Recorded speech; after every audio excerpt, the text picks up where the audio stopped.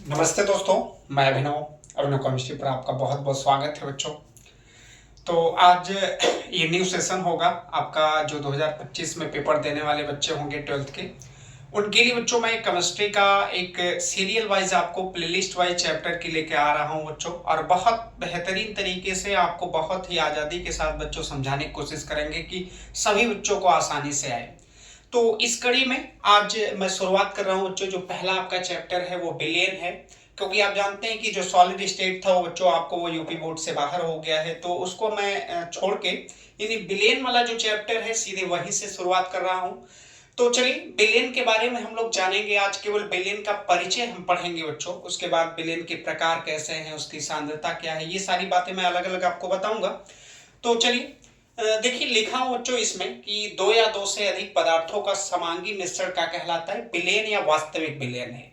यानी दो या दो से अधिक पदार्थों को जब आप मिलाओगे तो वो क्या होगा, उनका जो समांगी मिश्रण होगा वही बिलियन या वास्तविक बिलियन आप कहोगे। ऐसा ना हो कि दो अलग अलग यानी विषमांगी मिश्रण होंगे तो उसको हम बिलियन कह सकते, लेकिन वो यहाँ पे उसका कोई यूज नहीं होगा, तो बिलियन या वास्तविक बिलियन बनेगा। तो यहां तात्पर्य निकलता है कि बहुत बच्चों को समझ में नहीं आया होगा कि समांगी मिश्रण, समांगी मिश्रण का मतलब ये होता है बच्चों कि प्रत्येक भाग में इसके अवयवों के गुण और संगठन का होने चाहिए समान हो। जो गुण और संगठन होगा वो दोनों जब एक समान होगा तभी जाके वो क्या हो सकता है, समांगी मिश्रण होगा बच्चों। तो ये बिलियन की कहानी है।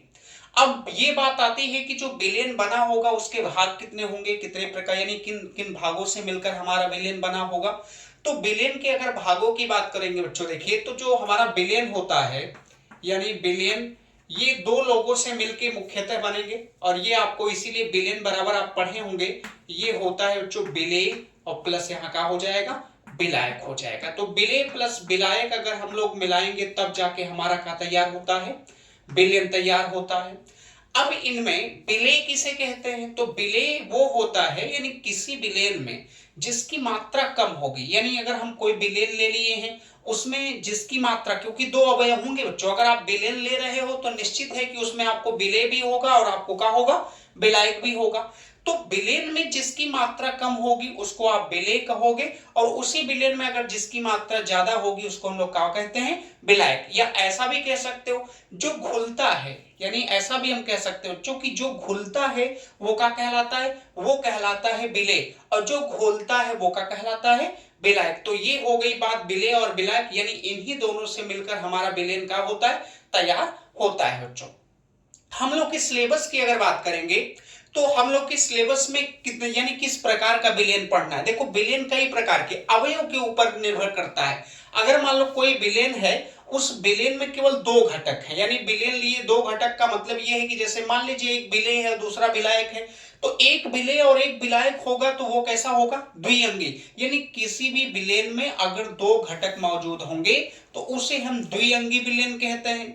अगर किसी विलेयन में तीन घटक होंगे तो उसे हम त्रिअंगी विलेयन कहेंगे। किसी विलेयन में अगर चार घटक होंगे तो उसे हम चतुर्थंगी विलेयन कहेंगे।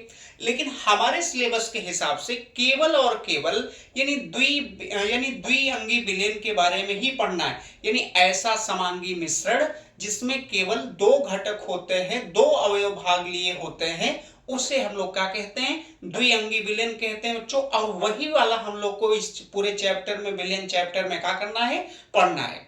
आगे बात अगर मान लीजिए आ गया कि तीन लोग यानी तीन अवयव के समांगी मिश्रण है तो उसे त्रिअंगी कह सकते हैं, लेकिन हम लोग को उसके बारे में पढ़ना नहीं है, तो इसलिए हम जो भी जिक्र करेंगे वो कई अंगी लेके करेंगे, केवल द्विअंगी विलेयन की ही बच्चों बात करेंगे, आप ये जानते रहिए। आगे मैंने कुछ लक्षण लिखा कि ये जो वास्तविक विलेयन होते हैं इनके लक्षणों की, और ये भी बात बता दे कि यहाँ पे समांगी मिश्रण से आप जान रहे हैं बच्चों कि ये क्या बन गया, आपका विलेयन बना है। इसका मतलब जो समांगी मिश्रण होते हैं, अगर वो समांगी मिश्रण वास्तविक विलेयन है तो वास्तविक विलेयन के जो कणों का आकार होता है वो लगभग 1 नैनोमीटर होता है। कितना, 1 नैनोमीटर, यानी ये अपने आप में बहुत छोटा होता है बच्चों। 1 नैनोमीटर बराबर अगर हम बात करते हैं तो ये 10 की पावर कितना होता है, -9 मीटर आता है। आप ये जान सकते हो, इसको सेंटीमीटर में भी आप चेंज कर सकते हो, या कभी कभी तो इसको लोग 1 एंगस्ट्रॉम के बराबर भी मान सकते हैं।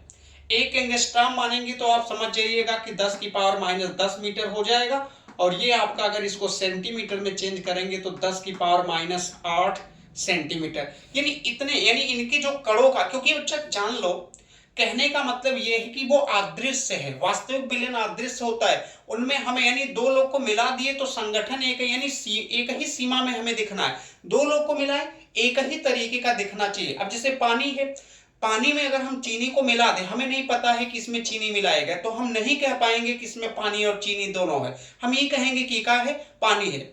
इसका मतलब ये हुआ कि हम उसको एक ही सीमा में क्या कर दिए हैं, परिवर्तित कर दिए। तो जब दो लोगों को मिलाने के बाद एक ही सीमा में परिवर्तित कर दिया जाता है, एक ही तरीके का दिखता है, तो इसका मतलब वो समांगी मिश्रण है, और अगर समांगी मिश्रण है तो इसका मतलब वो वास्तविक विलेन होगा। और वास्तविक विलेन में अगर कोई पूछ ले कणों का व्यास कितना होता है, कणों का आकार क्या है उसका, तो आप बता सकते हो 10 की पावर यानी -9 1 नैनोमीटर या 1 एंगस्ट्रॉम कहिए, एक मैंने नीचे लिख दिया बच्चों। अब मेन बात इसकी आएगी कि वास्तविक विलेन किसे कहते हैं, यानी वास्तविक विलेन का लक्षण क्या है। वास्तविक विलेन का मैंने पहला लक्षण लिखा बच्चों कि जो विलेन में एकल प्रावस्था पाई जाती है, यानी ऐसा नहीं है कि अगर आप कोई विलेन बना रहे हो तो अलग अलग अवस्थाओं में होंगे, यानी सभी लोगों को हम मिलाकर विलेय और विलायक को मिलाते हैं तो अवस्था हमें क्या प्राप्त होगी, एक ही। वही लिखा है फेज एक ही होता है कि कोई भी विलेन होगा वो क्या होगा, एकल प्रावस्था में ही पाया जाएगा। ये बात आप याद रखना, ठोस होगा तो ठोस, द्रव होगा तो द्रव, या गैस होगा तो गैस।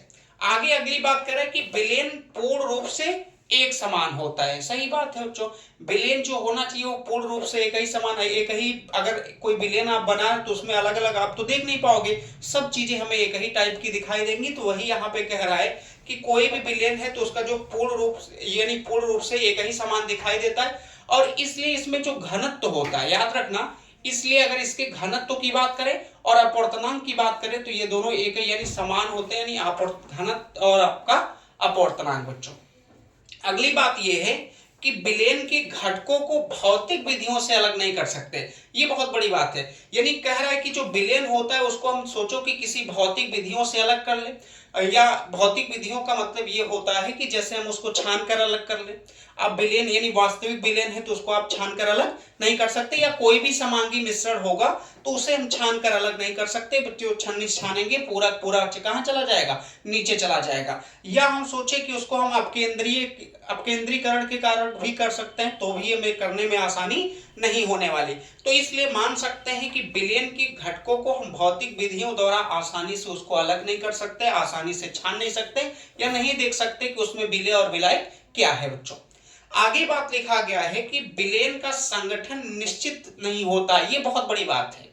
यानी ये कह रहा है कि जो विलेन होते हैं, विलेन का संगठन निश्चित नहीं होता है, ये कहना गलत हो जाएगा अगर कभी भी हम लोग कहते हैं, बल्कि क्या होता है कि वो एक ही सीमा में क्या हो जाते हैं, परिवर्तित होता रहता है। तो इसका मतलब ये है कि जो आपका ये लिखा गया है, जो विलेन का संगठन की बात आती है, बहुत लोग कह देते हैं कि निश्चित होता है, निश्चित नहीं होता है। ये जानिए कि उसको हम एक ही सीमा में क्या कर लेते हैं, बदल लेते हैं, यानी कई प्रकार की चीजें हैं उसको बदल के एक ही प्रकार की हमें दिखाई दे केवल, तो उसको माना जाता है कि एक ही सीमा में केवल क्या कर लिया गया, परिवर्तित कर लिया गया। ये विलेन का लक्षण है।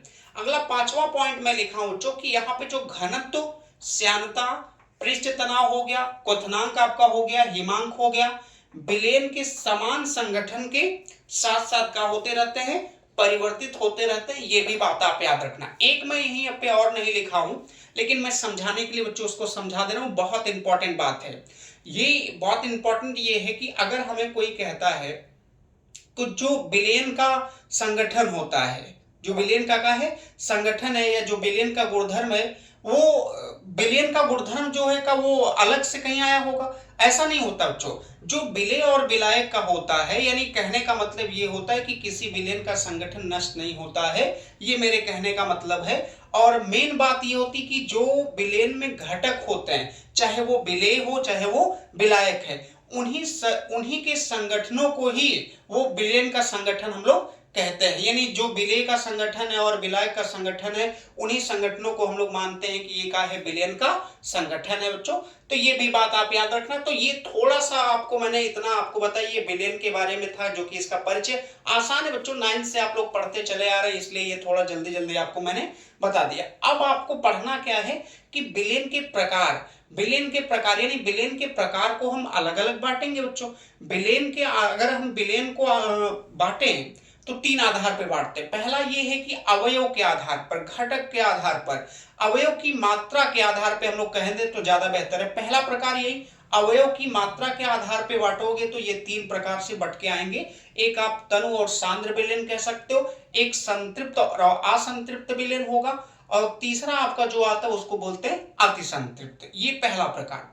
अगर हम उसी को विलायक के आधार पे बांटते हैं, यानी विलायक की भौतिक अवस्था के आधार पे बांटते हैं बच्चों, तो भी वो 3 प्रकार का होगा। एक आपका ठोस विलयन हो जाएगा, द्रव विलयन हो जाएगा, गैस विलयन।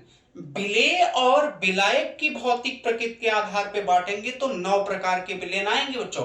ठोस ठोस हो जाएगा, ठोस द्रव हो जाएगा, ठोस गैस हो जाएगा, फिर आएंगे द्रव ठोस हो जाएगा, द्रव द्रव हो जाएगा, द्रव गैस हो जाएगा, उसके बाद गैस ठोस हो जाएगा, गैस आपका द्रव हो जाएगा, और गैस गैस हो जाएगा। तो इस तरीके से 9 प्रकार के विलयन आएंगे। फिर आएगी सांद्रता। तो ये जो कहानी है बच्चों, ऐसे एक धीरे धीरे हम सीरियल वाइज लेके आने वाले हैं। तो आज के लिए बस यहीं पे रोक रहे हैं। कल इस जो अगली वीडियो आएगी उसमें प्रकार आएगी और विलयनों की क्या सांद्रताएं होती हैं, उसको हम पूरा विस्तार से व्याख्यित रूप से आपको हम समझाने की कोशिश करेंगे।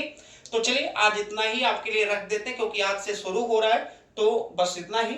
लेकिन उससे पहले जो वीडियो देखते हैं, जो शुरुआत किया करिए, तो पूरी वीडियो देखा करिए और लोगों तक भी शेयर किया करिए। आज के लिए बस इतना ही। धन्यवाद दोस्तों।